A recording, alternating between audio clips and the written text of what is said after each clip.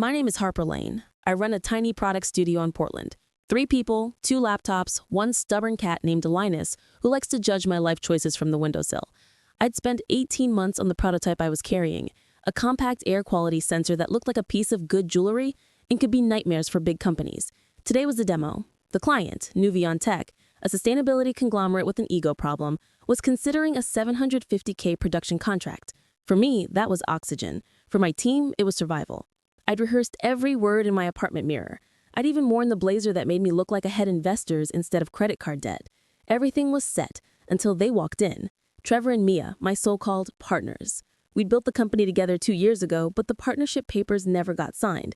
I'd done the coding, the design, the sleepless nights. They'd handled networking, translation, cocktails, and buzzwords. Trevor leaned against the conference table like it belonged to him. "You're late," he smirked, though I'd been there 15 minutes early. "The client's already here." My throat tightened. "What do you mean already here? The meeting was at 11. He shrugged. "Guess they were excited. We started without you." I froze. "We?" He turned to the giant screen where the Nuvion exec, a man in his 50s with the posture of someone who'd never carried his own luggage, was waiting over video call. My stomach dropped. I could see my prototype, my design, sitting on the table between them, already unzipped, already powered on. "Miss Lane," the man said, "I understand this is your invention." Trevor cut in smoothly. "Our invention. We're co-founders." The air in the room thickened. I wanted to speak, but every cell in my body said, "Not yet. Wait." The moment was a glass bridge. One wrong word and I'd fall. He gestured to the device. "We've been testing this unit, curious about its durability." Durability? My chest clenched. Trevor lifted it with the same careless grip someone uses for a TV remote. He said, "Sure, we ran a few stress tests," then dropped it, from chest height onto the table. The crack was so sharp, the intern at the far end flinched. I gasped. "What the hell are you doing? That prototype cost $3,500. Yeah, we know. Relax, Harper. If it can't handle one fall, how can we mass produce it?" Pieces of casing had come loose. The LED blinked once, then died. The client's brows lifted. "Is it broken?" Trevor gave a smooth laugh. "We'll have a replacement soon. This one was still in beta." Mia smiled too, but I saw the flicker of nerves behind it. They weren't just humiliating me. They were trying to erase me. I forced a breath. "Mr. Coleman," I said to the client, keeping my voice level, "that unit was the only working prototype, and what you saw wasn't failure. It was sabotage." Trevor scoffed. "Oh, come on." But Mr. Coleman raised a hand. "I'd like to hear her out." Trevor's jaw twitched. I straightened my spine, ignoring the tremor in my hands. I designed every circuit on that board. The sensor uses adaptive calibration. It adjusts to air composition in real time. What they just did destroyed months of data, but I can rebuild it. Silence, the kind that weighs 10 pounds. Finally, the client nodded slowly. "Interesting." Trevor tried to salvage control. "We'll email you our next update." Mr. Coleman interrupted again. "I'll need her contact information." The room shifted. Trevor blinked. "Excuse me?"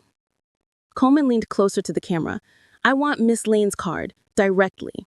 Every molecule of oxygen seemed to rush back into my lungs. Trevor's smile cracked. Mia's eyes darted between us like she'd just seen a ghost. I reached into my pocket, my fingers shaking, but steady enough to hold a single business card, white matte, embossed with silver. I slid it across the table toward the screen. Mr. Coleman smiled faintly. "We'll be in touch." The call ended. Trevor rounded on me instantly. "What the hell was that? You just tanked." "No," I said quietly, gathering the broken prototype into its case. He started to speak, but I was already walking toward the door. The air outside the conference room felt colder, sharper, like the city had shifted its focus. In the hallway mirror, I caught my reflection. A woman covered in fine dust from shattered plastic and burnt circuits, eyes darker than I remembered. I didn't look defeated. I looked awake, because if they thought they just destroyed my career, they had no idea what I was building next. That night, I couldn't sleep. The sound of shattering plastic kept replaying in my head, the snap of my prototype's casing, the hollow silence after it hit the table, and Trevor's smug voice bleeding through every thought. I sat cross-legged on my apartment floor, surrounded by wires, circuit fragments, and half-empty coffee cups. Linus the cat pawed at a resistor and meowed like he was disappointed too. "Don't look at me like that," I muttered. "We'll fix it." The city outside was a smear of lights, Portland rain topping against the window like a metronome counting down to something. At 2:17 a.m., my laptop pinged. A new email From D. Coleman. I froze. Ms. Lane, I'd like to meet privately. Tomorrow morning, 9 a.m. Coffee house on Alder. No one else from your company, please. No one else from your company. That line glowed like a warning and an invitation at once. I stared at the screen for a full minute, heart pounding. Then I typed back, see you at 9. The coffee house on Alder wasn't fancy. Mismatched chairs, chalkboard menu, indie music that sounded like heartbreak through static. I picked a corner table facing the door. I always liked seeing exits. Coleman walked in exactly at 9. No entourage, just a charcoal coat, silver hair, and that quiet confidence you only see in people who've already decided the outcome. He ordered a black coffee, sat down, and studied me. Not the polite kind of study, the kind that weighs every reaction like data. I'll be honest, Ms. Lane, he said finally. Yesterday was entertaining. Entertaining? I asked, raising an eyebrow. He smiled faintly. Your colleagues tried to bear you in grill time, and you still managed to keep composure. That tells me two things. 1, you actually built that device yourself. 2, you're more dangerous than they realize. I blinked. Dangerous isn't usually on my resume. It should be, he said. Tell me, how long would it take you to rebuild the prototype? I hesitated. If I can source the sensor modules, maybe 3 weeks. 2 if I don't sleep much. Do it, he said simply. I stared. You want me to rebuild it? For what? Another demo? He leaned forward, lowering his voice. Nuvion isn't interested in them. We're interested in you.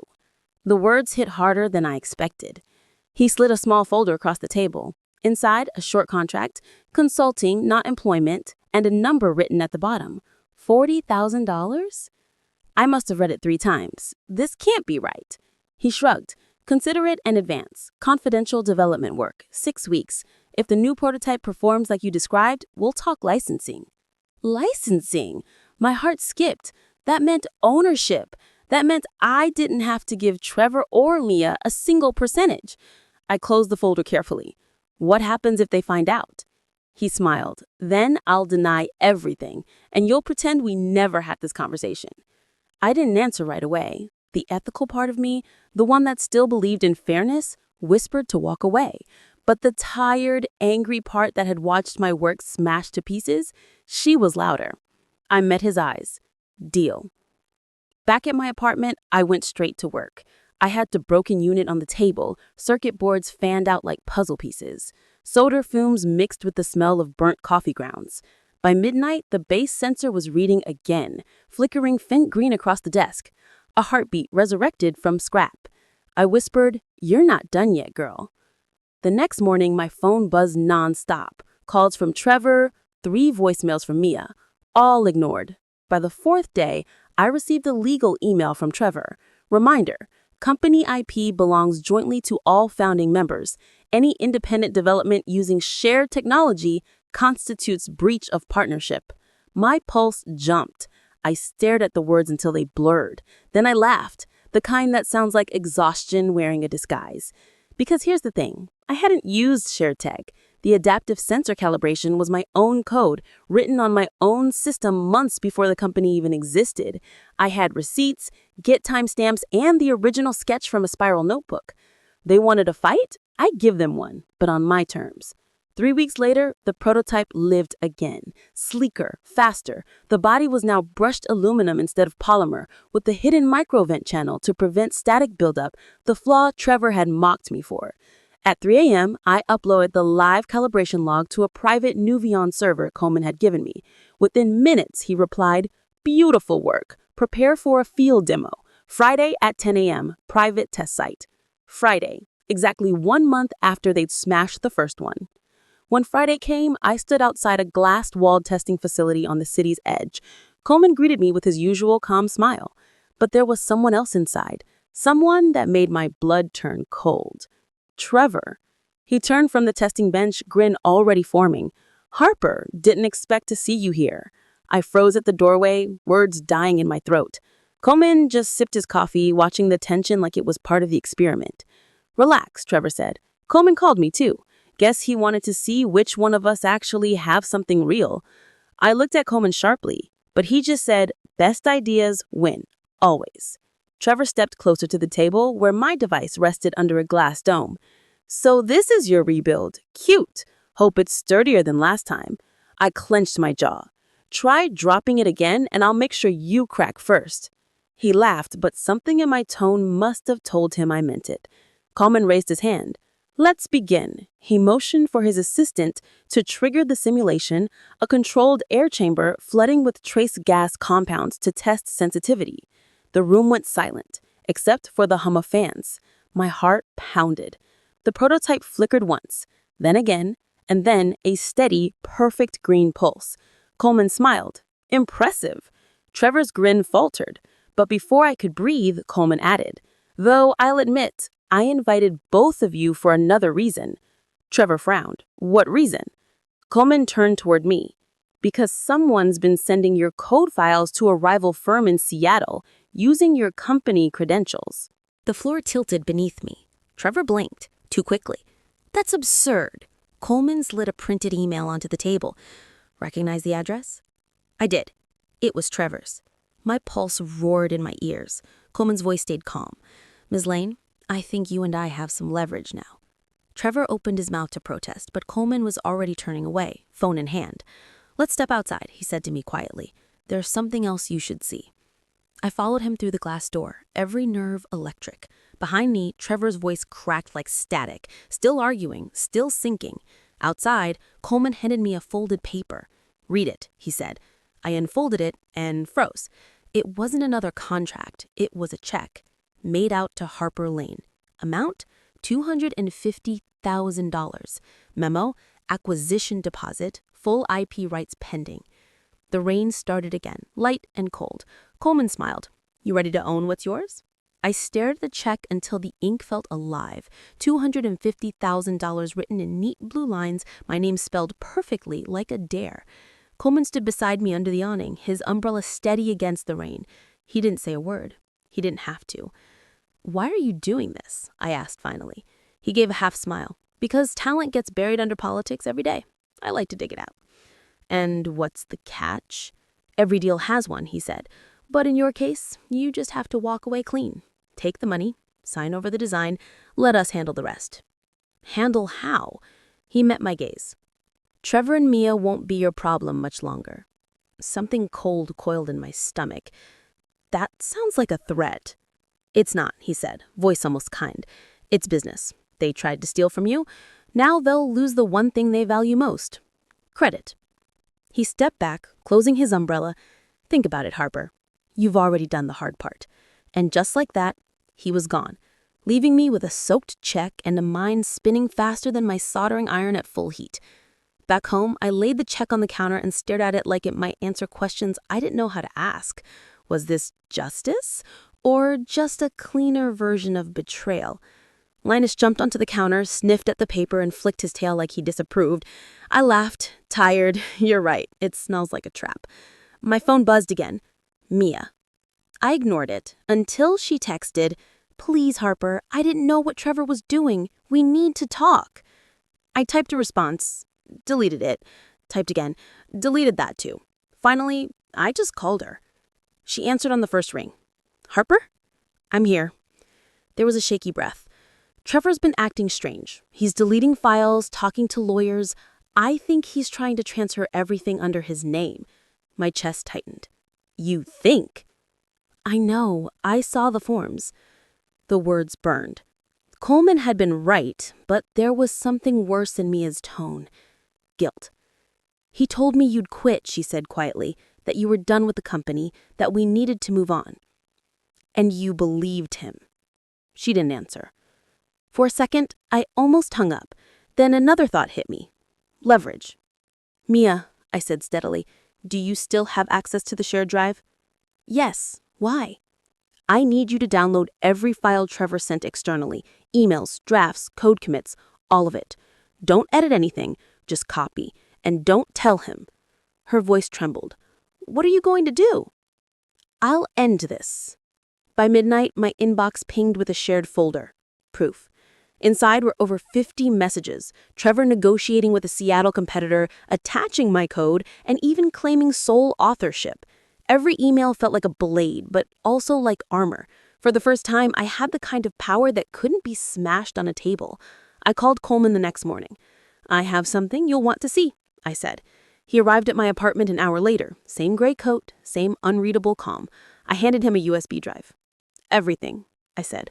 "Every file he sent." He plugged it into his tablet, brows lifting as he scrolled. "Well," he murmured, "this will make our acquisition smoother." "So you're still buying?" "Oh, absolutely," he said. "But now we won't have to negotiate. You'll get your payout, and he'll get an investigation." I crossed my arms. "What kind of investigation?" The kind that makes people like Trevor unhireable. The words should have satisfied me. They didn't. "What about Mia?" I asked. Coleman looked up. Collateral. She played along. "She was scared." "So were you," he said evenly. "But you fought back." He slid the check toward me again. "Take it. You've earned peace." Peace. The word sounded sterile, like something that lived in a contract, not in a conscience. I looked at the numbers again. $250,000. Enough to clear my debt, pay my rent for years, build something new. But then I thought about the moment he dropped my prototype, the smirk, the humiliation, the sound of my dream breaking. Money didn't fix that. Truth did. I pushed the check back. "I'm not signing yet." Coleman's brow arched. "Why not?" "Because you don't get to bury the story either." He studied me for a long moment, then nodded slowly. "You're going public." "Not just public," I said, "viral." 2 days later, I uploaded a video to a private channel under the title, "What Really Happened at Nuvion." It wasn't dramatic, just clean, quiet facts. Footage from the meeting. I'd had my phone recording audio in my pocket, screenshots of the stolen emails, and a calm narration explaining how easily small inventors get erased by corporate greed. I ended it simply. They destroyed my work, but not my name. I hit upload. Then I waited. By the next morning, it had 14,000 views. By noon, 300,000. By nightfall, 2 million. Every comment was a spark. People tagging justice for Harper, reporters emailing for interviews, a tech blog calling it the most poetic revenge of the year. Trevor's silence online said everything. By day 3, his LinkedIn profile was gone. By day 5, Mia texted again. "He's been fired. They're investigating him for IP theft." I stared at the message for a long time, then opened the window and let the city air fill the room. Rain again. It always rained when things broke and when they began. At 7:42 p.m., my phone buzzed with one more message from Coleman. "Congratulations, Miss Lane. You made quite a splash. Let's talk about what comes next." I met him that night at the same coffee shop on Alder. He had a folded newspaper beside his cup. My name was on the front page. He slid it toward me. "You win." I smiled faintly. "No, I just stopped losing." He studied me, amused. "You realize, of course, that this makes you a liability. Companies don't like whistleblowers." "Then I'll build my own." He chuckled softly. "You are really dangerous." "Finally," I said, "we agree on something." He leaned back, crossing his arms. "I still want your tech, but now I'll have to offer you something better than a check." "And what's that?" He smiled. "Partnership." The word hit differently this time, not as a trap, as a possibility. Before I could answer, my phone buzzed again. Unknown number. The text read, "You think this is over? Check your doorstep." My stomach dropped. Coleman noticed my expression. "Something wrong?" I stood, heart pounding. "I don't know yet." When I reached my apartment, there was a small brown box sitting outside the door. No label, no return address, just my name written in black marker. I picked it up slowly, every nerve screaming. Inside, beneath a layer of bubble wrap, was my original prototype. Cracked, burnt, but real. And a note. "You forgot who you were dealing with." The note didn't scare me at first. It made me angry. I set the cracked prototype on my kitchen table like evidence in a crime scene. The scorch marks were the same, the casing still split along the same line I'd stared at a month ago. But now, there was something new. A thin metal chip soldered onto the base. I hadn't installed it. It blinked faintly red. A tracker. My stomach turned cold. Trevor hadn't just mailed me my old prototype. He'd marked me. I turned off every light in the apartment, heart racing. Linus meowed from under the couch, sensing the shift. I grabbed a screwdriver and pried the chip off carefully, then dropped it in an empty mug and poured water over it until it hissed. The smell of burnt metal filled the air. Then silence. I stood there, soaked in adrenaline, realizing something terrifying. If he knew my address, he might know everything else too. Coleman's project, the rebuild, even the new device's location. I called Mia. She answered in a whisper, "Harper? Where's Trevor?" She hesitated. "Gone. He cleaned out his desk yesterday, no one knows where." "Did he come by the lab?" "Yeah, for like 5 minutes. I thought he was picking up his stuff." "He wasn't," I said. "He was planting something." "What are you talking about?"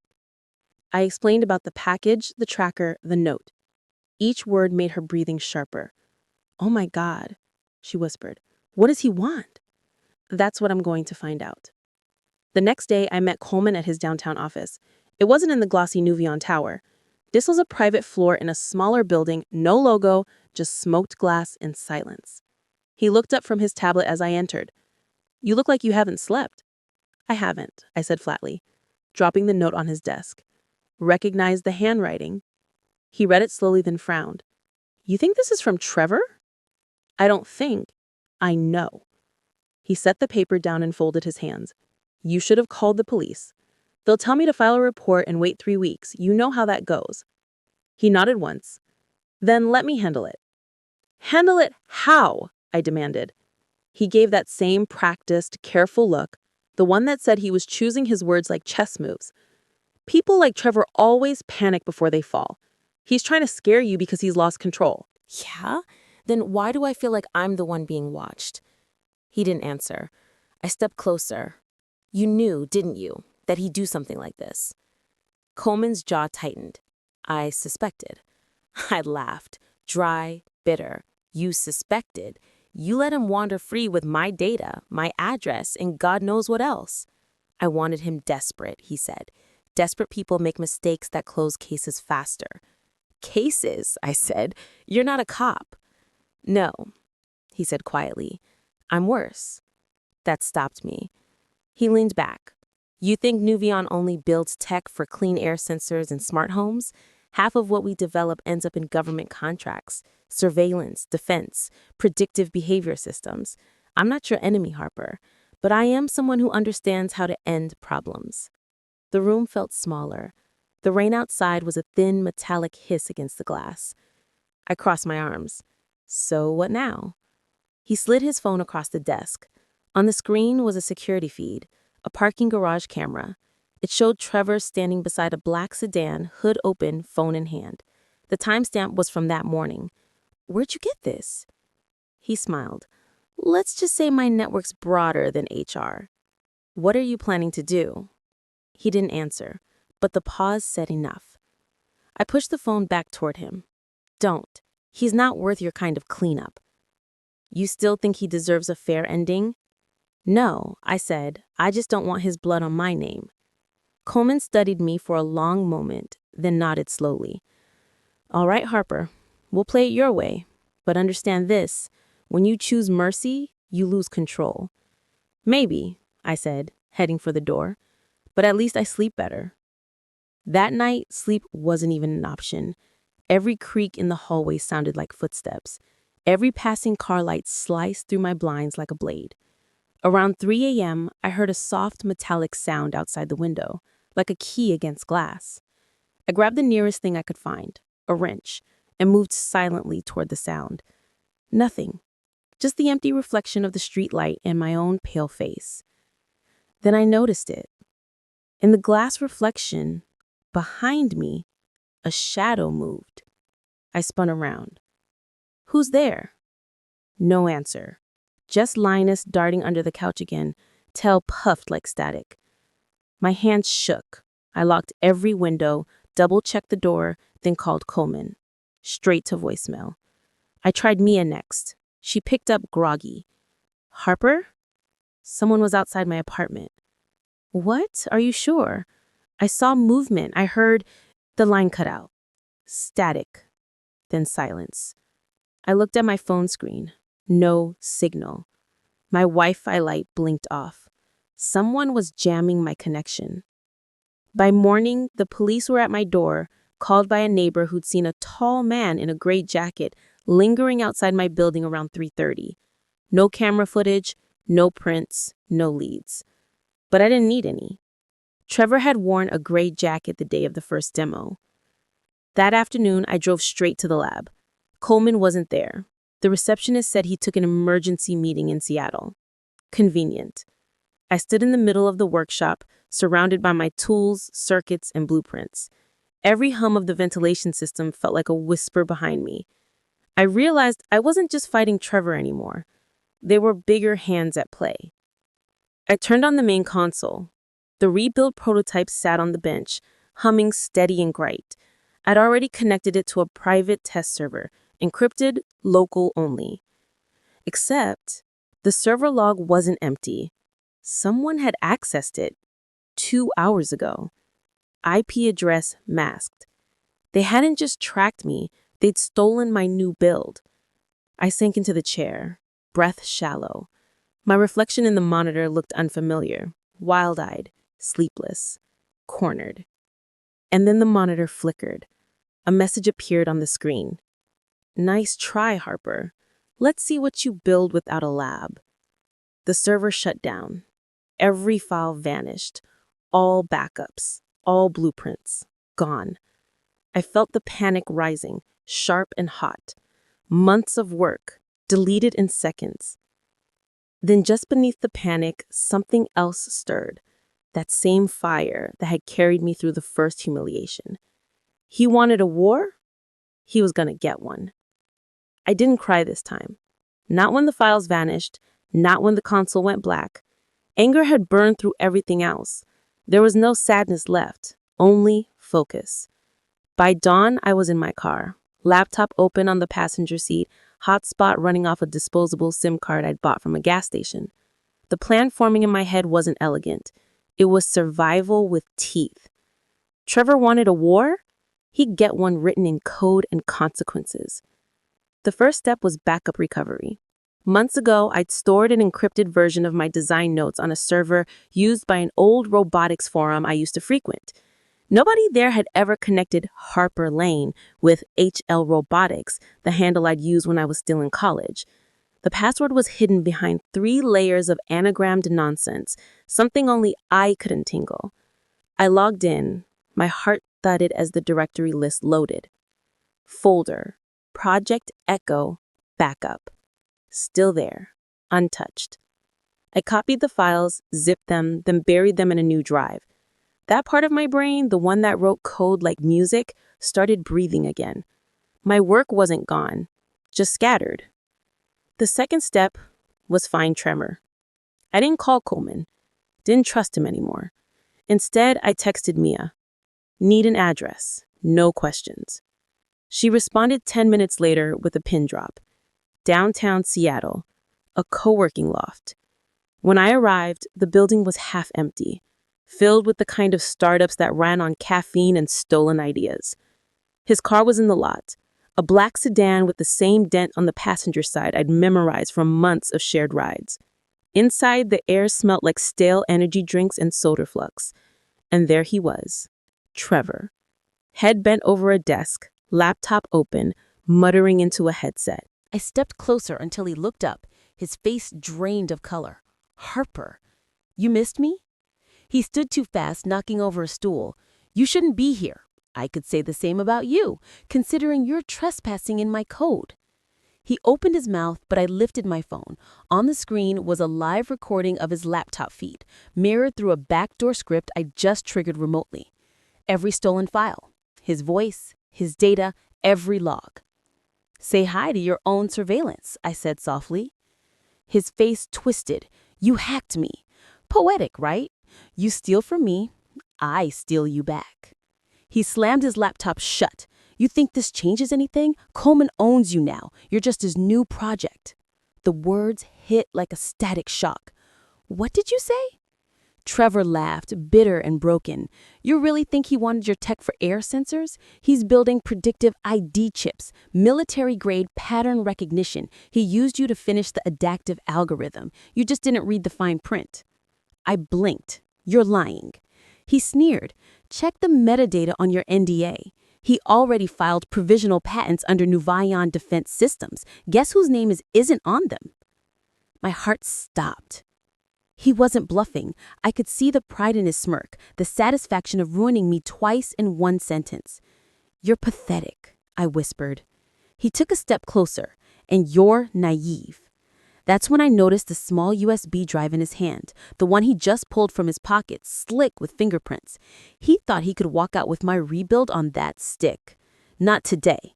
I lunged forward, grabbing his wrist. He twisted, but I'd had a month's worth of fury to fuel me. The drive hit the floor and skittered under a metal shelf. He shoved me hard. I stumbled back, hand hitting a stack of circuit boards. A spark jumped. For a second, the air smelt like ozone. Then a thin smoke thread curled up from his desk. He cursed and rushed to unplug everything. Damn it, Harper. I didn't wait. I grabbed the USB, shoved it into my pocket, and ran. Outside, the air was cold and sharp. My heart felt like it was sprinting faster than my legs. In the car, I slotted the USB into my laptop. Files opened instantly. Hundreds of them, not just my blueprints, but Coleman's internal documents, contracts, investor memos, correspondence with military procurement officers. Every line confirmed what Trevor said. Coleman hadn't been protecting me. He'd been preparing to use me. And now I had everything. That night, I booked a cheap motel under a fake name and connected to a secure journalist tip line. I uploaded the entire folder. Every NDA, every patent draft, every chat log linking Nuvayan's so-called clean tech division to federal surveillance projects. I added one sentence at the end of the anonymous note.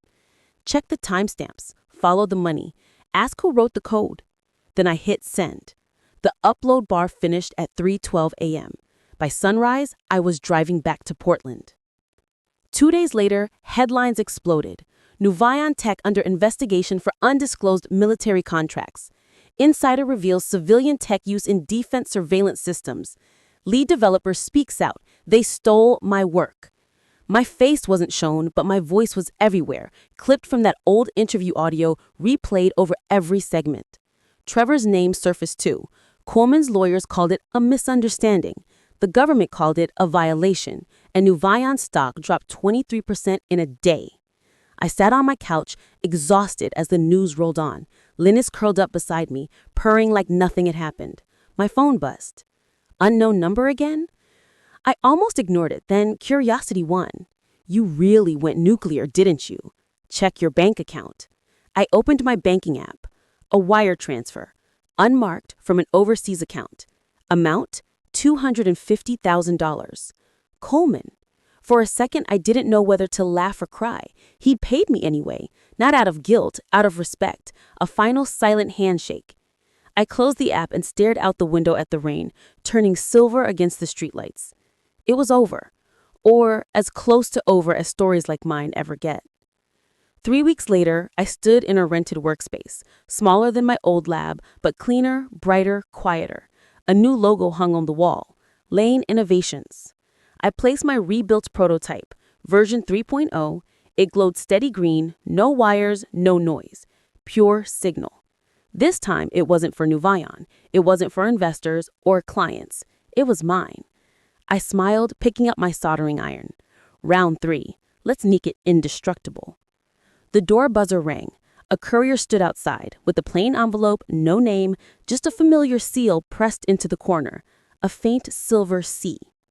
Inside was a single note, handwritten. Next time, let's build something together. D.C. I laughed under my breath, then I tore it in half. Because some partnerships aren't worth rebuilding. I locked the door, turned up the music, and got back to work.